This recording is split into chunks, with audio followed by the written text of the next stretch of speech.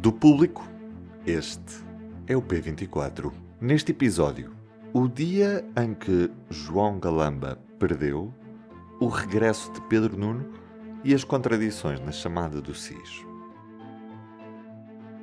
Esta terça-feira foi um dia em cheio na Assembleia da República, cheio de TAP e cheio de política. Voltou um ex-ministro cujo silêncio durante meses, quase meio ano, foi constante.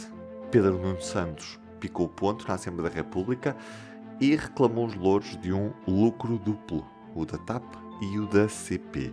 Já sobre as contradições de João Galamba, também houve silêncios. A novela Quem Deu Ordem para Chamar o SIS conheceu mais um capítulo. Quanto à história, o secretário de Estado adjunto do Primeiro-Ministro, António Mendonça Mendes. Sim, o Sr. Ministro ligou-me. Sim, eu atendi a chamada ao Sr. Ministro. Sim, o Sr. Ministro relatou-me os acontecimentos do Ministério das Infraestruturas. Sim, o Sr. Ministro estava muito preocupado com a informação classificada que estava no computador e com as entidades a quem tal facto deveria ser reportado. Não, o reporte aos Serviços de Informação da República, ao Sistema de Informações da República, não decorreu nem nenhuma sugestão, nem nenhuma orientação, nem nenhuma indicação da minha parte, nem da parte de nenhum membro do Governo. Viva! Eu sou o Ruben Martins e hoje comigo a diretora adjunta Marta Moitinho Oliveira. Até porque, Marta, tivemos nesta terça-feira um dia bastante importante para avaliarmos a gestão política da TAP.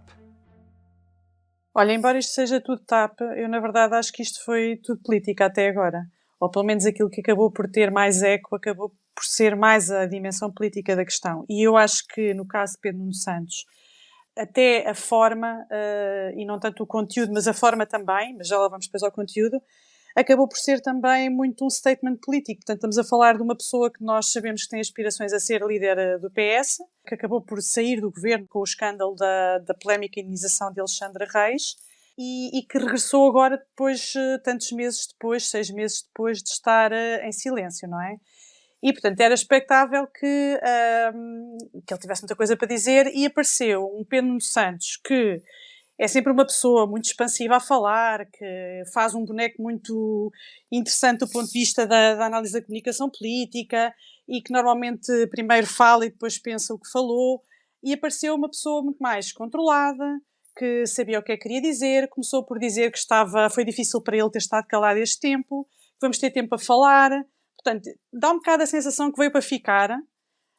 Embora quando ele se demitiu houve várias dúvidas se as aspirações políticas dele estariam comprometidas depois daquela saída por aquele motivo.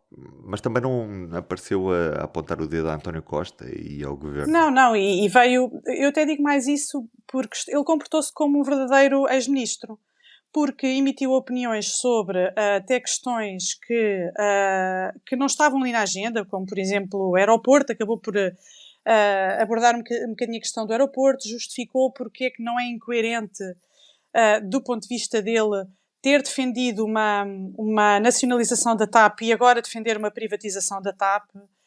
Portanto, houve ali um cuidado de aparecer numa forma mais formal.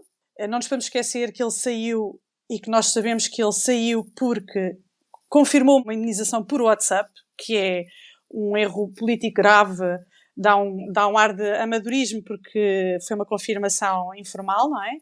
De um meio informal, e hoje apareceu com um ar mais concentrado e a falar de assuntos que, na verdade, até eram mais favoráveis. Vai ser mais complicado para ele quando for à CPI, acho eu. Porque ele hoje tinha, por exemplo, para dizer que não, ele foi o ministro que pôs a TAP a dar lucros. Portanto, independentemente depois quais é que são as justificações para a empresa ter dado lucros. Mas pronto, ele tinha vários pontos hoje a favor dele e falou do facto de a ex-CEO sair dando lucros à empresa, foi ele que a escolheu. Portanto, ele hoje era um bocadinho mais simples, mas ainda assim, pronto, tanto na parte do boneco como na parte do conteúdo, digamos assim, foi mais favorável para ele. Também foi ouvido nesta terça-feira o secretário de Estado adjunto do Primeiro-Ministro, António Mendonça Mendes, que de certa forma veio reavivar a polémica em torno de João Galamba.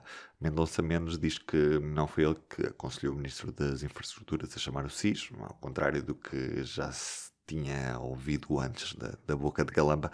Isto acaba por ser mesmo uma contradição. A contradição que foi apontada aqui pelos partidos da oposição, e que todos estão ali da mesma forma, à esquerda e à direita, é que quando Galamba esteve na CPI, foi-lhe perguntado quem é que lhe disse que tinha de contactar, que devia contactar o SIS.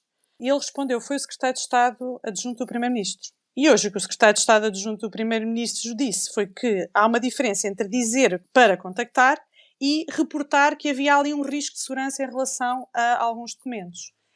E, portanto, a diferença é aqui esta. Eu acho que há uma frase que resume muito bem esta diferença entre o que um disse e o que eu disse, e que foi dita há bocado por Eurico Brilhantias, o líder parlamentar do PS, em que, com esta escalada de vários partidos a dizer que Galamba mentiu e que o Primeiro-Ministro tem que demitir Galamba até ao final da noite, Eurico Brilhantias veio dizer não há nenhum relacionamento entre a sugestão e a comunicação ao SIS.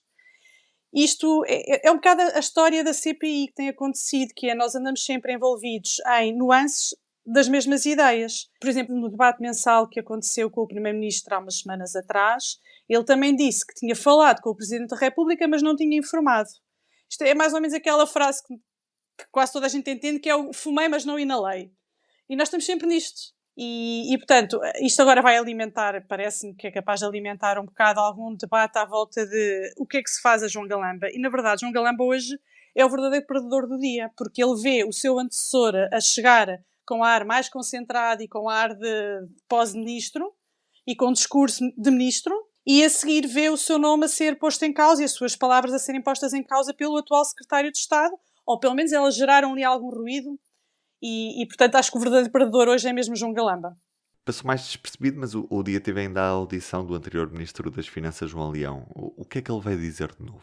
Olha, eu acho que João Leão não trouxe assim de nada de muito novo para o caso Alexandra Reis. Porque ele veio dizer o mesmo que já tinha dito antes, que era que, de facto, as finanças não tinham sido informadas, que estranha um pouco isso, que devia ser informado.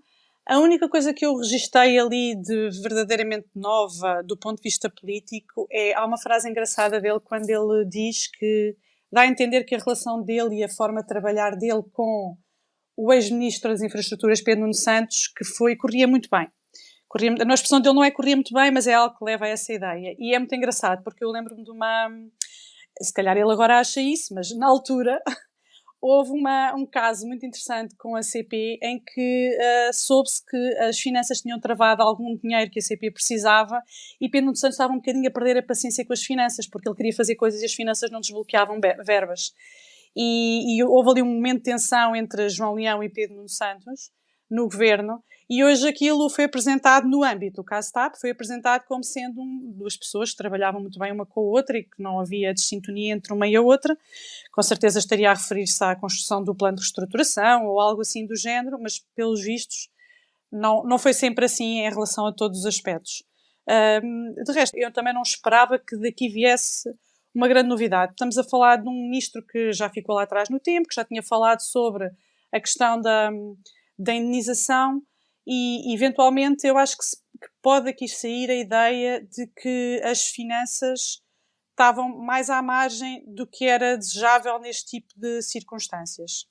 E o que revela que, de facto, há ali mecanismos de comunicação que não funcionam e que deviam ser corrigidos para evitar soluções destas no futuro, independentemente do governo que lá está, não é? E nos destaques do dia no Público, a revolta dos professores, 45 rostos. É um trabalho multimédia que pode ver em público.pt com 45 histórias recolhidas na manifestação de Lisboa desta terça-feira, que simbolicamente assinalou o 6 de 6 de 2023, um paralelismo com a recuperação dos 6 anos, 6 meses e 23 dias de tempo de serviço exigido pelos professores. Ruben Martins, sons do canal Parlamento, Marta Moitinho Oliveira como convidada e Ana Marcos Maia como autora da música original. Está feita a ficha técnica do P24. Até sexta-feira, porque amanhã é feriado. Tenham um bom descanso, se for o caso.